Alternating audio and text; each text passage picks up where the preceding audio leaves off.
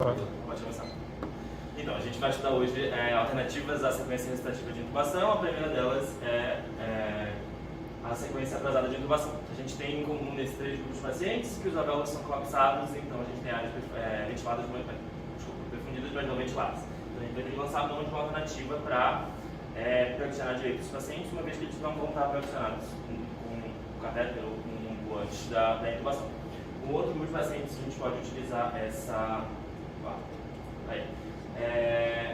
técnica são os pacientes agitados, então o grupo de pacientes psiquiátricos na emergência e os pacientes com delírio hiperativo também. Então a gente vai ter essa relação entre agitação e saturação. Quando a gente tiver essas duas características, a gente pode pensar na sequência atrasada de intubação. A gente, pela técnica, a gente pode usar qualquer medicação que a gente usaria para intubar o paciente, mas a melhor delas e a mais utilizada é a ketamina mesmo, porque ela o paciente não perde ataque respiratório, você pode fazer com mais tranquilidade. Quando a gente tiver o paciente mais calmo, a gente pode tanto ventilar como a gente faria com o paciente comum, assim, com o dispositivo de bolsa válvula máscara, mas o ideal é fazer com o VNI. Então, CPAP ou BIPAP, mas está errado ali. O importante é ter uma PIP, que vai deixar esse alvéolo expandido, né, para ter a infusão e ventilação. A intubação com o paciente acordado, a gente vai pensar quando a gente tem algum preditor de viário difícil. Então a gente vai aplicar o mnemônico ou vai ter aquele feeling de que o paciente vai ter alguma coisa difícil na intubação, seja ela anatomicamente difícil ou fisiologicamente difícil, e daí a gente pode usar essa técnica também. Um protótipo disso foi um paciente que eu vi essa técnica sendo utilizada, foi um paciente com trauma de face. E vamos pensar nisso quando a gente encontrar. O protótipo, né, a base dessa técnica é equilibrar anestesia local com sedação. A gente pode fazer isso tendo que anestesiar tanto a cavidade oral quanto a laringe, traqueia, começando pela base da língua. A gente vai aplicar lidocaína na pomada, num baixador de língua e aplicar na base da língua, deixar a boca do paciente aberta. Esse vai escorrer lá para os tonsilos posteriores e vai anestesiar o local. Bom, após isso a gente pode fazer anestesia tópica com lidocaína spray, seja ela com um spray comum ou com esse atomizador. É uma coisa que a gente compra e usa uma seringa e aparentemente faz partículas menores, o que faz a medicação ser absorvida de maneira mais rápida. E aí se aplica isso tanto na orofaringe quanto na laringofaringe. A gente pode utilizar como adjuvante uma sedação.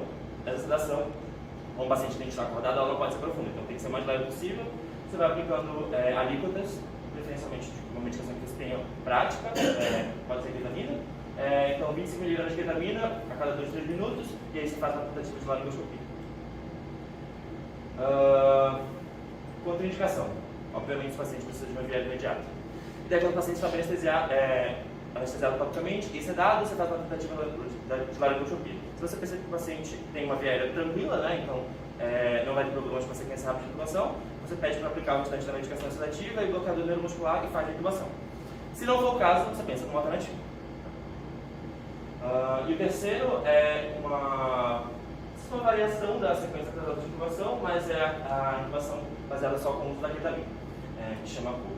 Então a gente vai ter essa situação onde nessa gasometria, por exemplo, o paciente tem um pH de 6,6, um BIC de